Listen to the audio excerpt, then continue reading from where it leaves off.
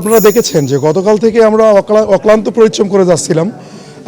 ইতিমধ্যে আপনারা জেনে খুশি হবেন আমাদের মহাপরিচালক মহোদয় এবং আমাদের ডাইরেক্টর অপারেশন মহোদয় সশরীরে উপস্থিত থেকে আমাদের উদ্ধার কার্যক্রম পরিচালনা করেছেন এবং আমাদের মহাপরিচালক মহোদয় তিনি সারা রাত না ঘুমিয়ে সার্বক্ষণিক আপনি দেখেছেন, আপনি সেখানে ছিলেন, উপস্থিত ছিলেন, দেখেছেন উনি সার্বক্ষণিক বিষয়টা অবজার্ভ করেছে, দেখেছে, আমাদের সঠিক দিক নির্দেশনা দিয়েছে আমরা কিভাবে অপারেশন সাকসেস করব। আমরা উদ্ধার প্রক্রিয়া সর্বশেষ যে উদ্ধার প্রক্রিয়া শ্বাসরুদ্ধকর একটা উদ্ধার অভিযান হয়েছে, আমি সেখানে ছিলামও, এবং শেষ মুহূর্তেটা আসলে কিভাবে উদ্ধার হলো এইটুকু একটু জানাবেন আমাদের।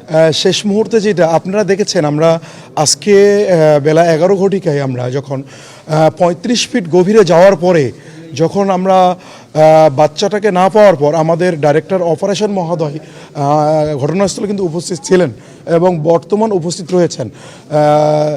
উনি সহ আমাদের স্থানীয় প্রশাসন সবাই মিলিয়ে যৌথ একটা আলোচনা সাপেক্ষে যে আমরা এই উদ্ধার কার্যক্রমটা কিভাবে সম্পূর্ণ করব, পরবর্তীতে একটা সিদ্ধান্তে উপনীত হওয়ার পরে আমাদের ডাইরেক্টর অপারেশন মহোদয়ের নেতৃত্বে আমরা আবার উদ্ধার কার্যক্রম শুরু করি।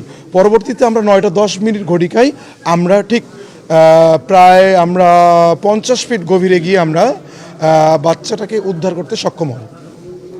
আচ্ছা, তখন কি অবস্থায় আসলে বাচ্চাটিকে টানেলের কি পর্যায়ে কি অবস্থায় দেখা গেছে, এরকম আপনি বলতে পারেন কিনা? আচ্ছা, মূলত টানেলের নিচে বাচ্চারা যেভাবে ছিল, মূলত সে তো মাটি কাদা মাখা অবস্থায় ছিল। আমরা তাৎক্ষণিক সেখান থেকে উদ্ধার করে আমাদের উপজেলা স্বাস্থ্য কমপ্লেক্সের যে মেডিকেল টিম ছিল, অ্যাম্বুলেন্স যুগে আমরা তাৎক্ষণিকভাবে আমরা উপজেলা স্বাস্থ্য কমপ্লেক্সে প্রেরণ করি।